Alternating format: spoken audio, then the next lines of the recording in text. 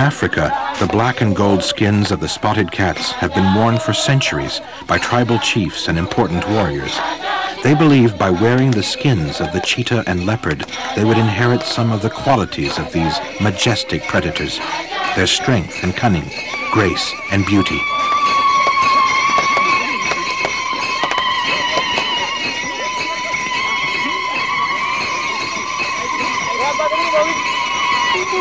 Tradition carefully regulated the wearing and ownership of these skins, so the number of cats killed was relatively small.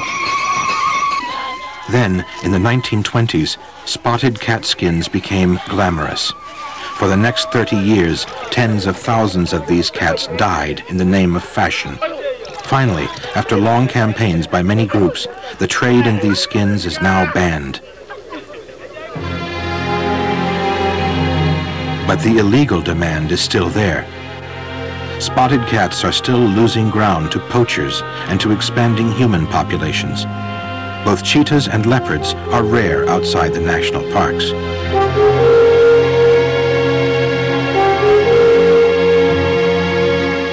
One place where these two beautiful and very different carnivores can still be seen is here in the Serengeti National Park in Tanzania.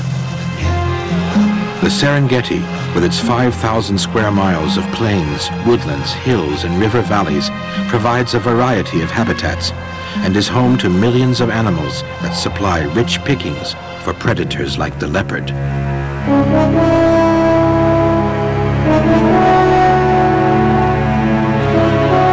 At first glance, the leopard and cheetah look similar, but they're very different in build, behavior, and the way they hunt.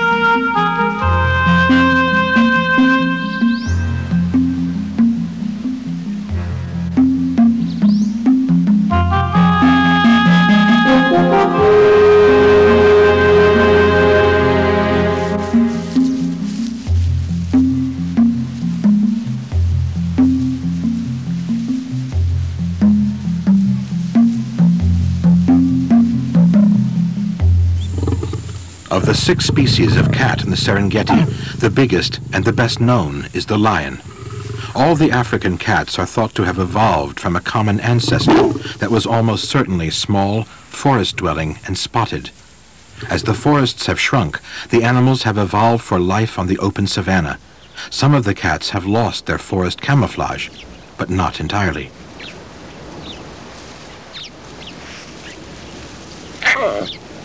Lions are the color of dry grass, but their bellies and flanks, especially the cubs, are clearly marked with the rosette pattern of a leopard's spots, a reminder of their origins in the more forested past.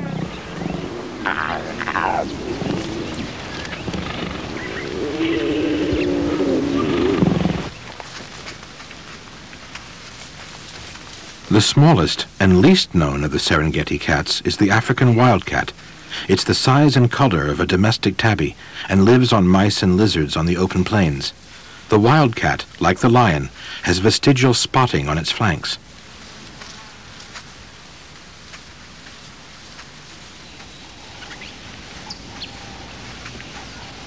The other lion-colored cat in the Serengeti is the caracal. This solitary 25-pound creature with its tasseled, expressive ears also has a spotted underside. Perhaps this is simply to camouflage the expansive white belly, but it is equally likely that caracals too were once spotted and have adapted their coloration to the more open habitat.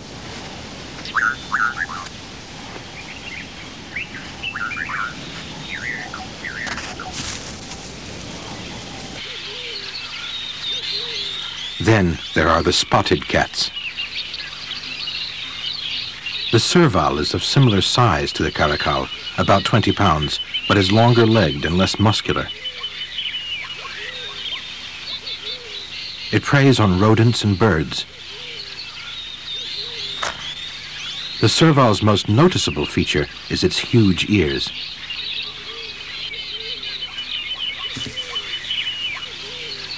They swivel and search like radar dishes and can locate a mouse 20 feet away.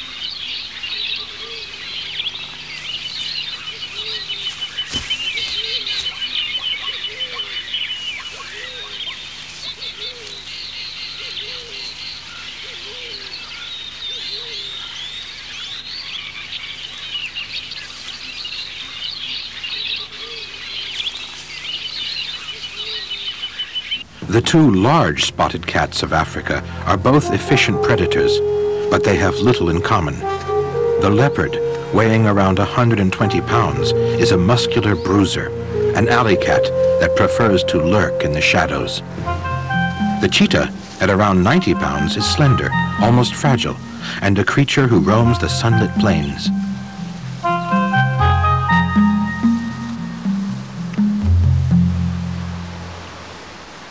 The cheetah has a long, heavy-tipped tail that helps to stabilize the animal during its high-speed runs. It has small, uniformly sized spots, a very small head with short, clamp-like jaws and short whiskers. Its long, slender legs end in large, blunt claws that cannot be retracted like a normal cat's. On the inside of the wrist is a sharp dew claw used like a grappling iron.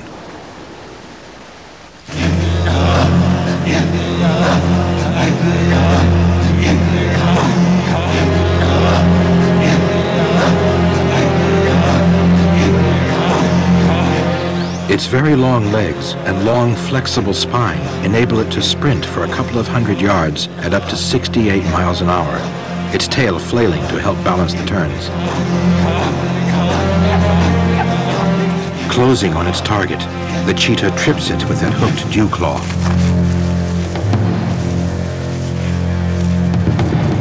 Then, avoiding the sharp hooves, it clamps its jaws onto the animal's throat, sealing its fate. The cheetah's jaws aren't very powerful. They don't break the animal's neck. In fact, they seldom break even the skin. But the exhausted gazelle desperately needs oxygen. The cheetah clamps off its air, and it quickly dies.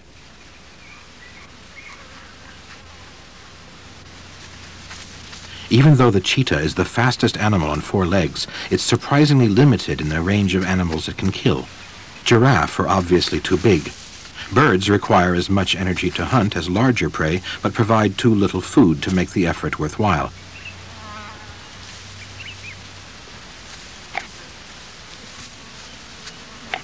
Impala are seldom tackled.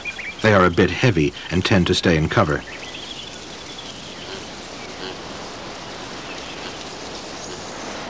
Dik-dik are a small and difficult target as they jink and swerve through the thorny scrub. Baboons live in troops and are dangerous. Some cheetah learn to hunt warthogs, but the risks are high. Warthogs can inflict serious wounds with their long, sharp teeth.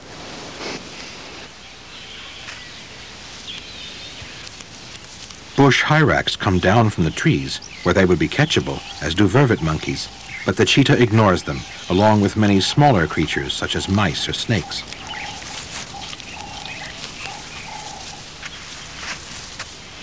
Heavyweights, like the 1,000-pound eland and the even bigger buffalo, are beyond the cheetah's limits. The leopard, which weighs a little more than a cheetah, preys on all these species, from mice and small birds to the young of buffalo or giraffe. Not only is the cheetah fussy about the type of food it eats, but also about the way it gets it. While the leopard will scavenge a stinking carcass, the cheetah never touches carrion, only eating what it has killed itself.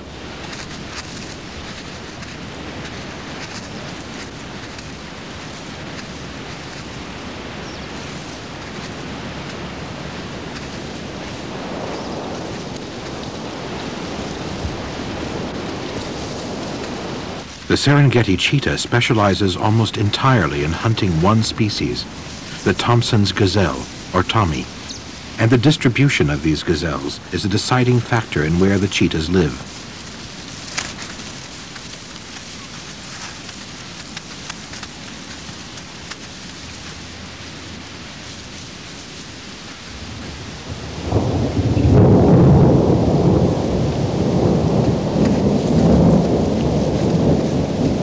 In the wet months from November to May, the Tommies move away from the woodlands out onto the open plains, and the female cheetahs follow them.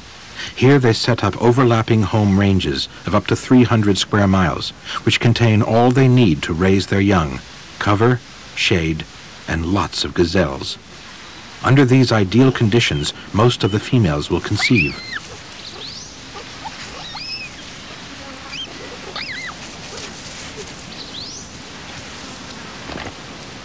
A cheetah will have up to 6 cubs, which will have a mantle of grayish fur for the first 4 months of their life.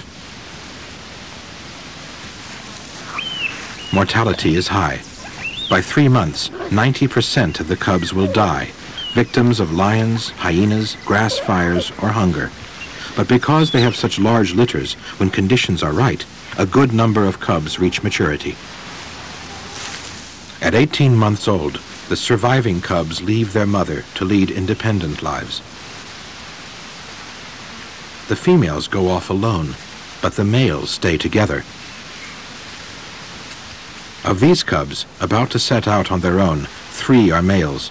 They will stay bonded in a coalition that will last for life. In order to win females, the males have to mark out and hold a territory. A group of males is much more successful than a single animal. On average, 2 males will hold a territory for up to 8 months, whereas 3 might hang on for 2 years. Being in a group means having to share females. But because a group will have a better territory and therefore access to more females, the individual's chances of mating are increased.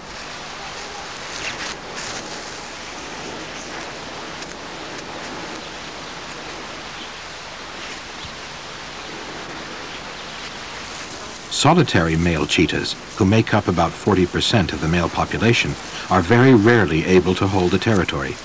They are usually in poor condition and lead lives of quiet desperation, lying low to avoid large predators, especially other male cheetahs in groups.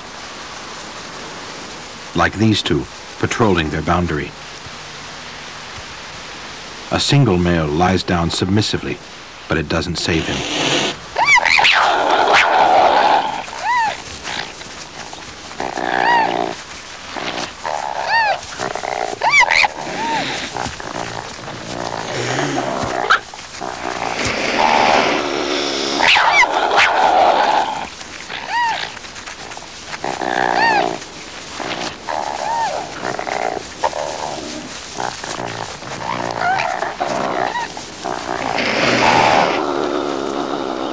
Badly wounded in the legs and stomach, this cheetah died 48 hours later, the penalty of being solitary.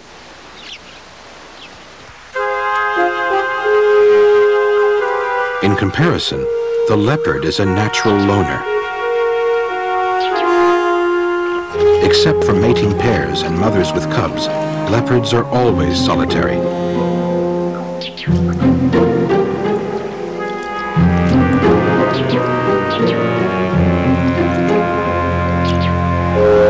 Its camouflage, originally developed for the forests, is still effective in other habitats because the leopard is a constant seeker of shade.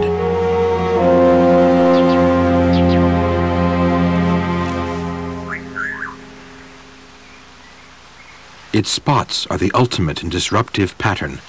The cheetah has simple, solid spots. The leopard does too, on the lower legs and head, but on the body these spots coalesce around patches of brown on a pale background. These rosettes perfectly mimic the dappling of light and shade where the leopard spends most of its life. Unlike the cheetah, the leopard's claws are retractable and needle-sharp. Also unlike the cheetah, it is stocky and muscular in build, with a powerful neck and head and the long whiskers of a night hunter.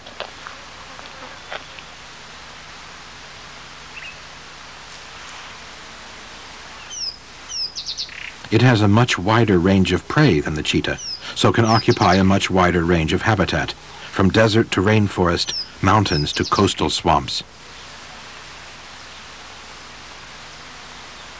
In the Serengeti, the leopard makes little use of the open plains and is found mostly in the woodlands and rocky hills. Being a very efficient predator, it has long idle periods, which it spends in an elevated place where it can watch the surrounding country. Capable of feeding on almost anything and hiding almost anywhere, the leopard is even found on the outskirts of many of Africa's biggest cities. In the forested suburbs of Nairobi, leopards are alive and well.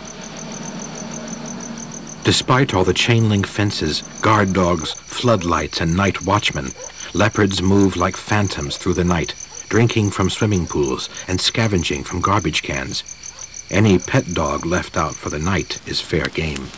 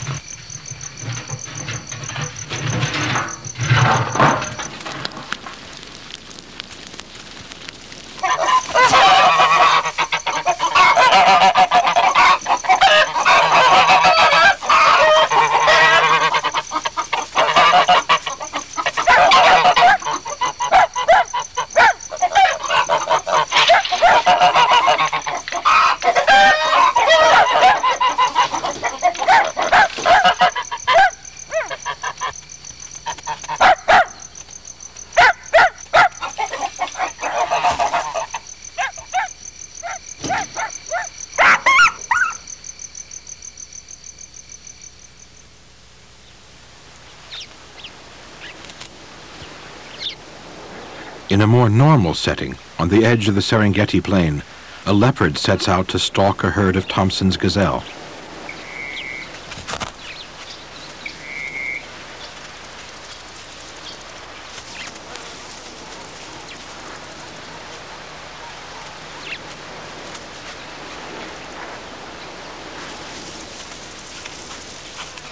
The mosaic of long grass and patches of bush are perfect conditions for the leopard's technique. It stalks as close as possible and then makes a short, swift charge.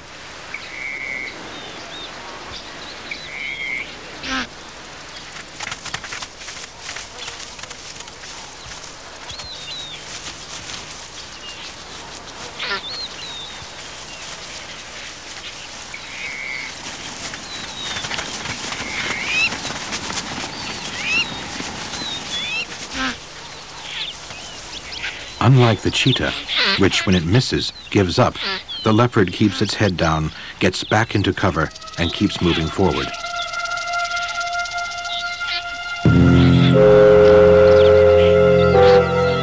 Always the opportunist, and always alone.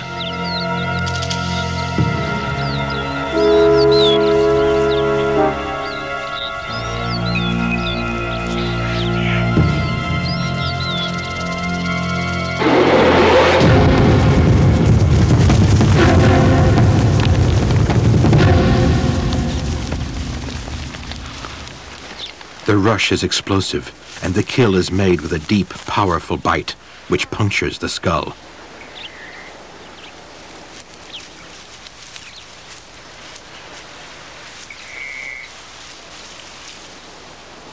The cheetah lacks the leopard's muscular strength and will usually give up rather than risk injury when threatened.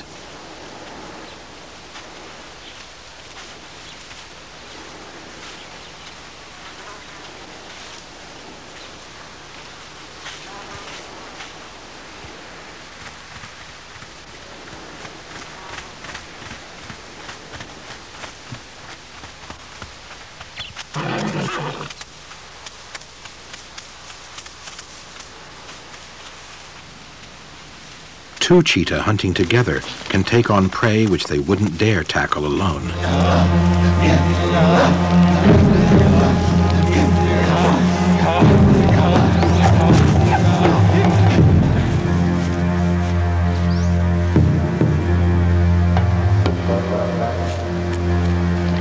Even a warthog family, guarded by adult females, equipped with huge, sharp teeth, can be tackled by a team of 3 males. By splitting up, 2 cheetahs distract and confuse the adults' desperate attempts to save their young, allowing the 3rd male to grab an unprotected hoglet.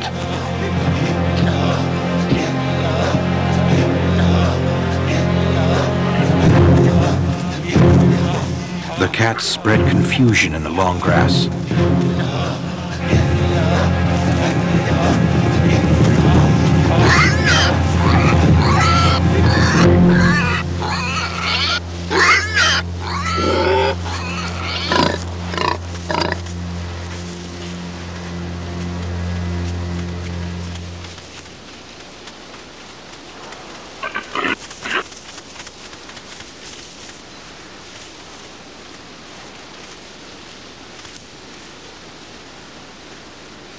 cheetahs mark their territories constantly by leaving dung and urine on prominent landmarks, usually rocks and trees. The leopard does the same and takes sensual delight in rolling in the scent of other leopards.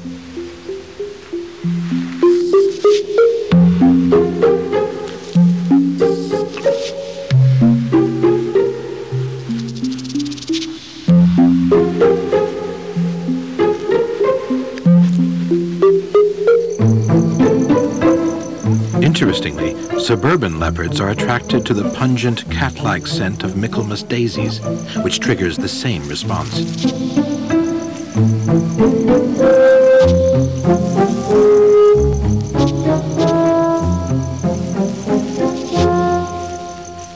The leopard male walks alone, but for the cheetahs, as we've seen, ganging together in groups makes the males more flexible hunters and enables them to hold on to prime territories. The more there are, the better the territory, and the longer they can hang on to it. The females, which must provide plenty of food as well as shade and shelter for their young, range over huge areas.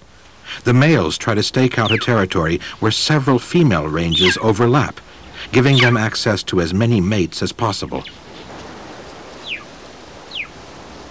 These males have picked up the scent of a female coming into season, and the hunt is on. The female is nervous, unready for their attention. She tries to hide. Again, the advantages for the males of being in a group are plain. By taking turns, it is easier for 2 or 3 of them to trail a female until she comes into estrus. For the next several days, the males will pursue her day and night, growling and swatting her with their paws. For her, courtship appears to be a brutal affair, but in fact this behavior is important to trigger ovulation. Females in captivity that do not get this rough treatment are less likely to conceive.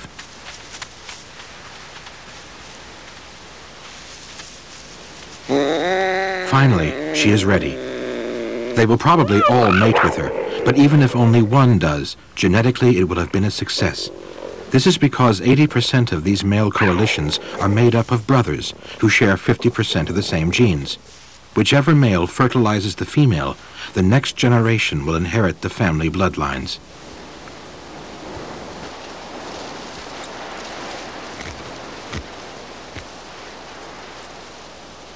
Compared to cheetahs, a male leopard approaches with caution.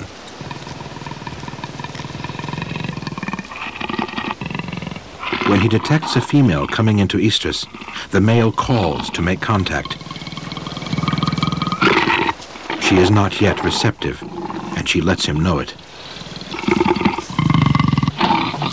With no way around those teeth, and her rear end tucked firmly into the thorns, the male has no choice but to wait.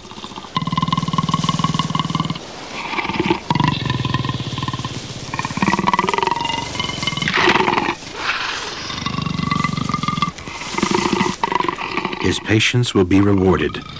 Within a few days, she will let him mate.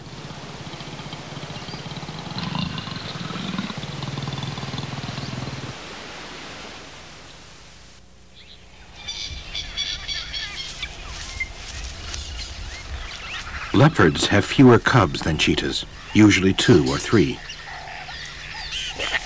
They are born blind and defenseless, and when small they are kept well hidden among rocks or in wooded gullies, only coming out briefly to play when their mother is present to protect them.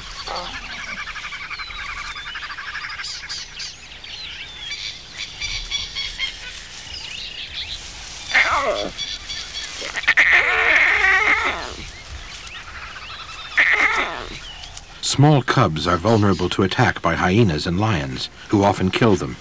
But leopard cubs fare better than young cheetahs because even at an early age, they are skillful climbers.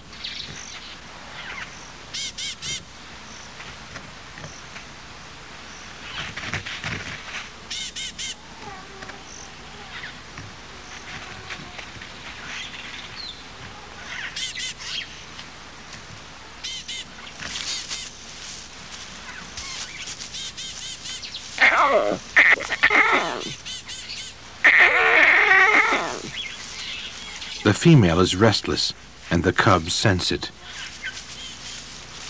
She is about to go off hunting, and she will leave the cubs behind.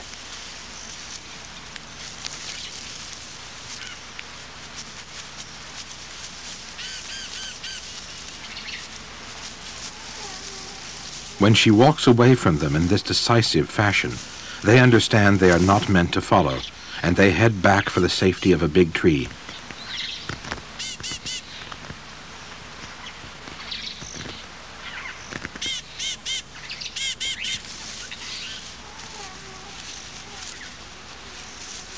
Out of reach of their enemies, the cubs will be safe here until the female returns.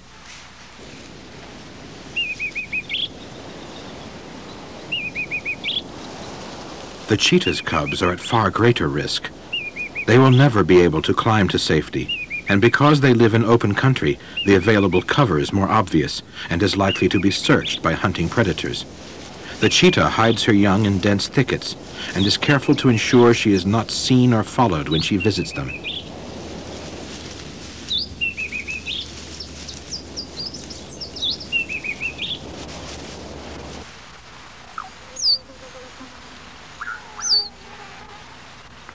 She stays with them at night, visiting them only briefly by day to feed them, hoping not to draw attention to their hiding place. But that is exactly what has happened. She has been seen by a couple of lions. If the cheetah simply walked off, the lion would probably do the same. But her concern and tension catch the lion's interest.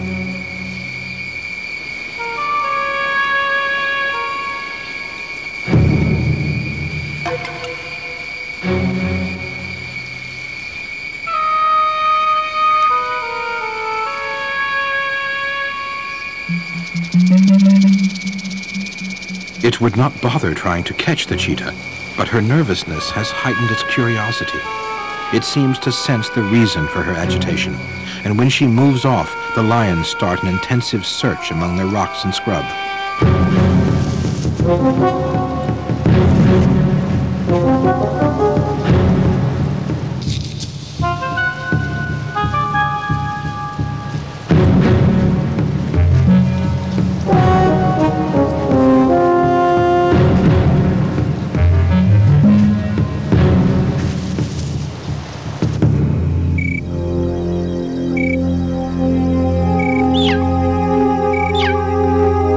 Cheetah has poor night vision, so she dares not check on her cubs in the dark in case the lions are still there.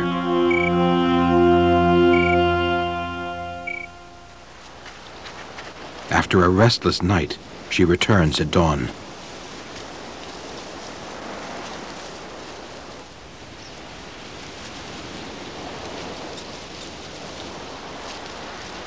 The lions have killed 3 of the cubs. The 4th is missing, almost certainly eaten. The female does not seem to comprehend what has happened, and for a while she carries one of the small bodies around. Finally, the fact of its death appears to sink in, and she drops it. For the rest of the morning, more as an expression of her loss than in hope of finding a survivor, she circles the rocks, calling forlornly.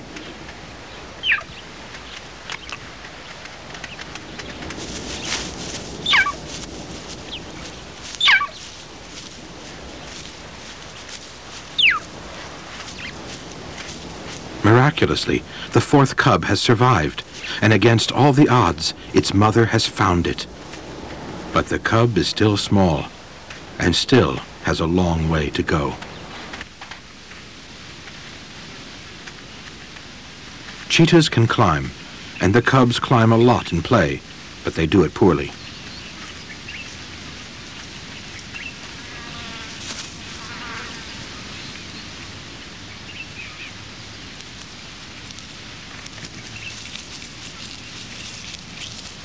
And it is never a way to safety, as it is with the leopard. Cheetahs cannot take refuge in trees with their blunt claws and gangling legs.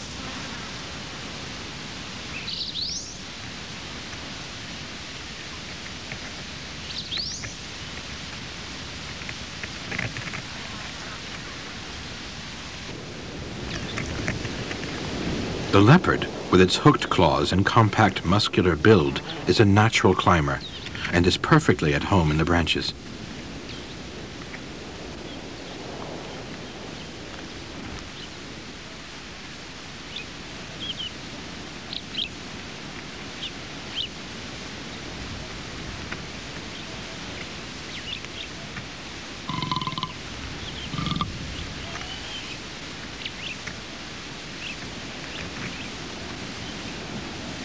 This climbing ability is significant for the leopard's safety and camouflage, but is also very important to its supreme efficiency as a predator.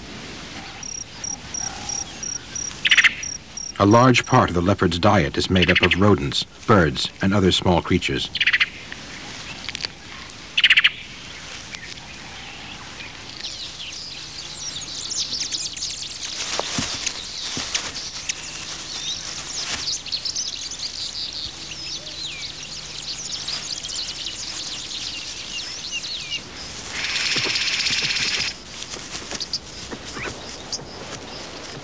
But it is capable of killing much larger prey, even a baby giraffe.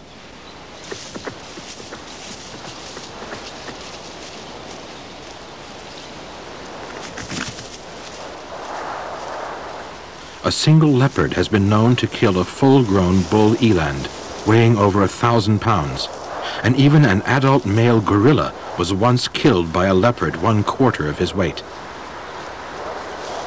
Pound for pound, they are probably the most capable killers in Africa.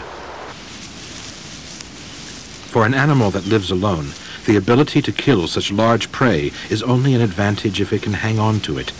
This leopard could, given 5 or 6 days, eat all of this gazelle, but is likely to lose it well before then, either to lions or a pack of hyenas. Somehow, it must find a way of keeping it. The solution is a formidable combination of the leopard's great muscular strength and climbing ability. A leopard can easily carry its own weight and more high into the branches, where it will be safe from other predators and scavengers. The leopard can now feed at leisure and will be able to finish the whole carcass.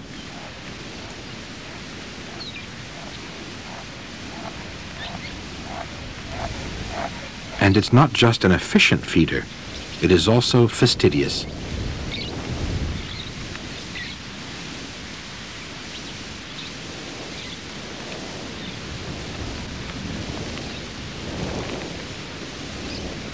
It's the only predator to pluck the hair from its prey before eating.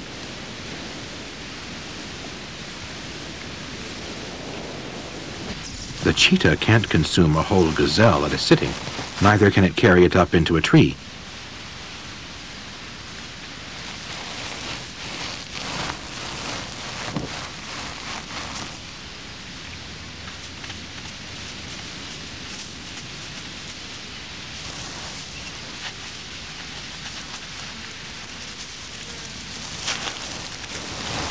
The cheetah's strategy is the reverse of the leopard's.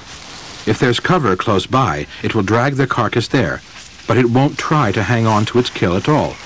In this case, the mother lets the young feed first, but the cheetah's basic tactic is to eat as much as she can, as fast as she can, concentrating on the large muscle mass, internal organs, and blood. In between bouts of eating, she scans the country for any creature who might steal the kill.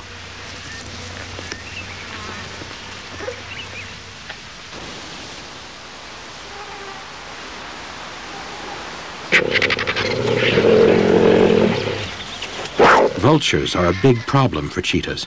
A column of vultures plummeting down to a kill is likely to attract lions or hyenas who will home in and steal it. The arrival of the first vultures usually signals the beginning of the end of the cheetah's meal.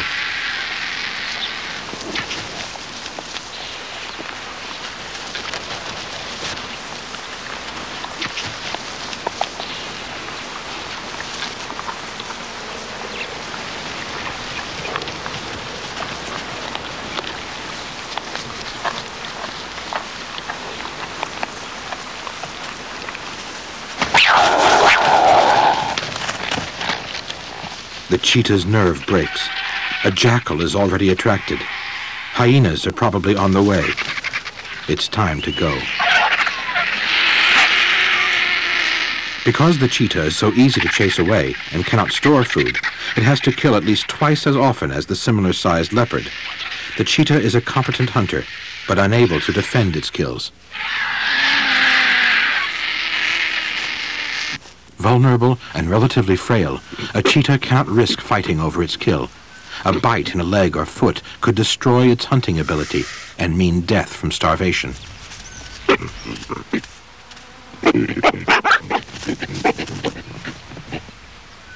Even for this group of 5, defending their kill is simply not worth the risks involved. It is easier and much safer to go and catch another gazelle rather than face the male baboon's fearsome teeth. Baboons are very fond of meat and will hunt and kill newborn gazelles when they can. They are more than a match for the cheetah, and they flash their great canines in a mixture of fear and aggression.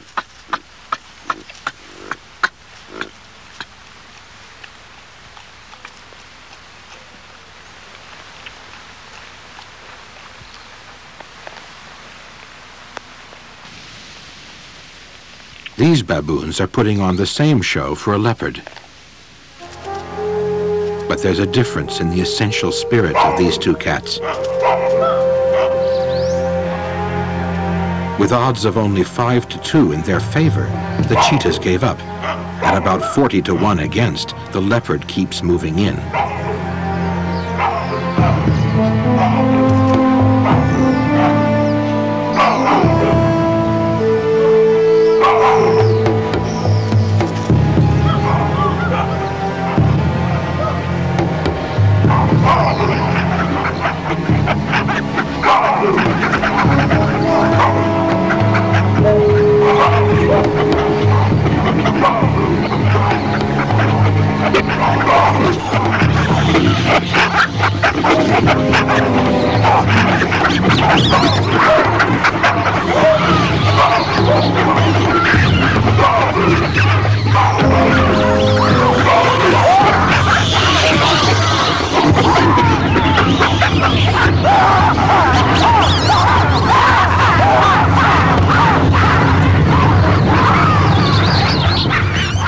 She is forced to back down, but she's made her point. The baboons move out, and her cubs, hidden among the rocks, are safe once more.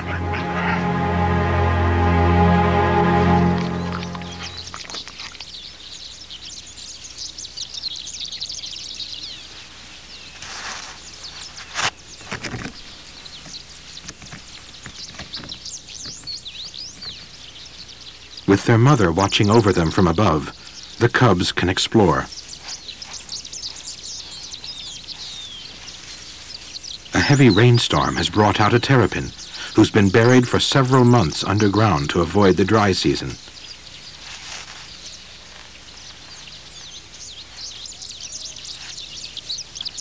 The terrapin is very hungry, but it's going to have to wait a little bit longer.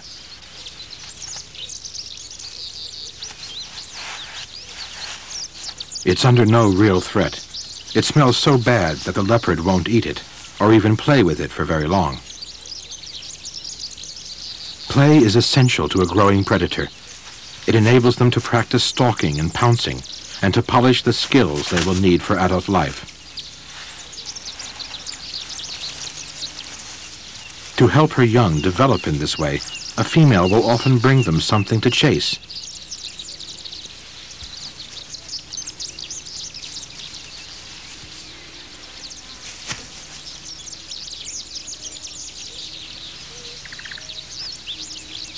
She has found a baby Tommy. The mother gazelle watches helplessly. The leopard is entranced with the fawn. She keeps her claws in to avoid damaging it. But she has a problem. The cubs are some distance away, and before she can work out how to move the fawn without hurting it, another player enters the game.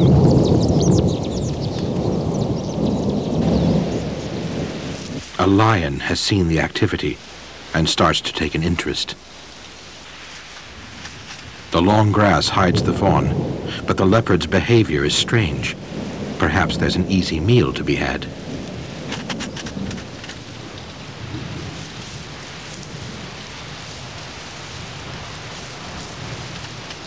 The leopard heads back to the trees. The fawn is shaken, but not scarred. And the lion still hasn't figured out what was going on. The provision of a live prey animal on which the young can practice their hunting skills is essential for a predator's development.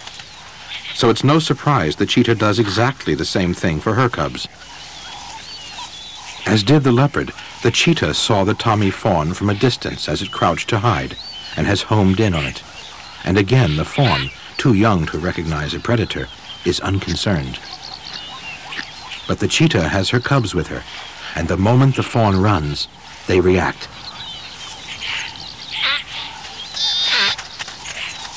Instinct tells them exactly what to do, but they have to practice to get it right. The trip. And a classic cheetah kill. Body kept away from the flailing hooves and the fatal clamp on the throat.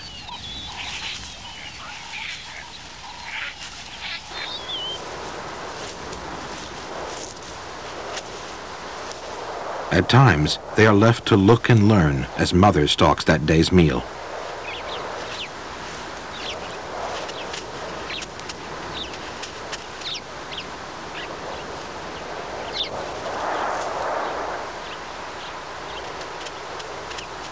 But usually they tag along, and their inexperience often spoils the hunt.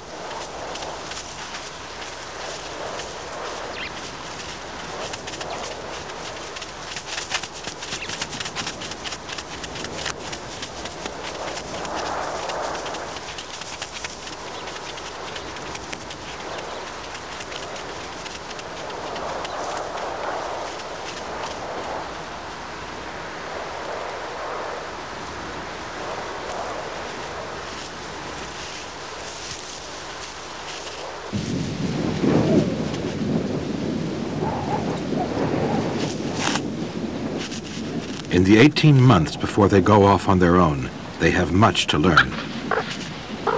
That lions, leopards, hyenas, and people should be avoided. Where to find water. That some things are inedible and others incredible.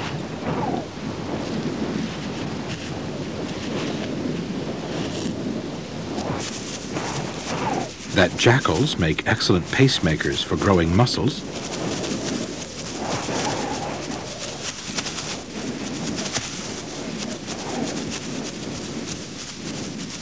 And that some animals, when you get within tripping distance, are too big to tackle.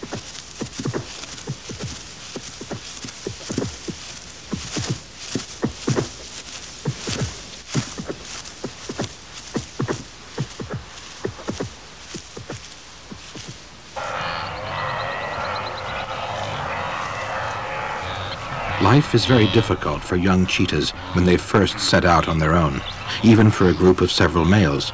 Without a good territory, they can starve in the midst of plenty. To survive, they must take any and every opportunity, even in areas where they have no experience, and where they are fearful and puzzled by what is happening.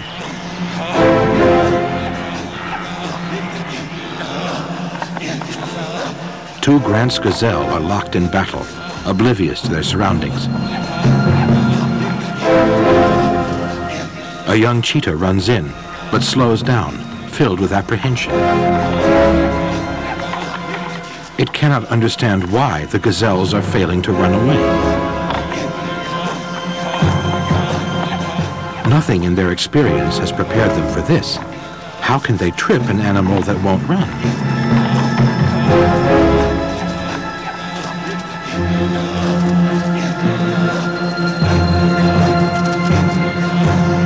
As soon as the gazelle makes a move, the cheetah's predatory instinct and training is brought into play.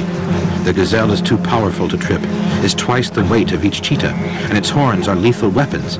But the youngsters are desperately hungry, and in their inexperience will take desperate risks.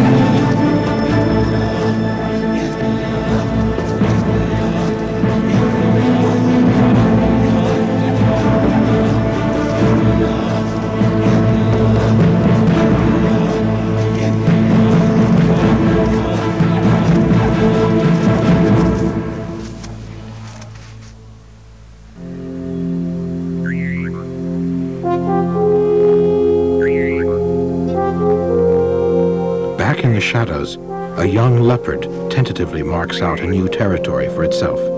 In its own secretive, hidden way, it will have been through similar hardships to the cheetahs. Apart from the trials of growing up, which is common to all predators, the leopard and the cheetah have few similarities. The sociable cheetah is as bright and open as the plains where it lives. The leopard is a lonesome creature of mystery and darkness.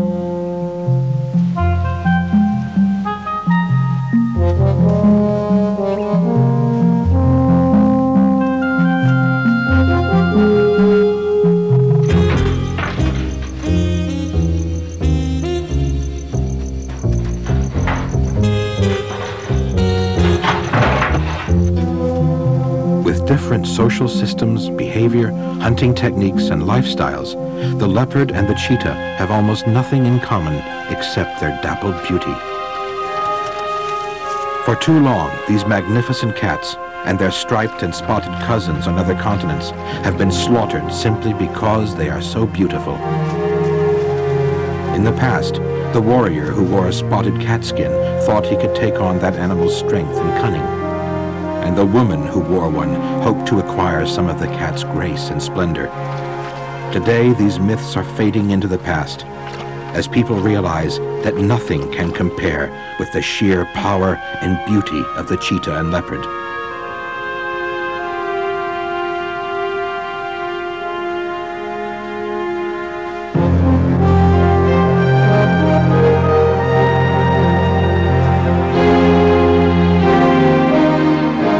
Over 100 years ago, Gerald Manley Hopkins wrote a famous poem, Pied Beauty, that celebrated all things spotted and speckled. He spoke of stippled trout and finches' wings. Perhaps he never saw a cheetah or a leopard, for they would surely feature in a poem that begins, "Glory be to God for dappled things."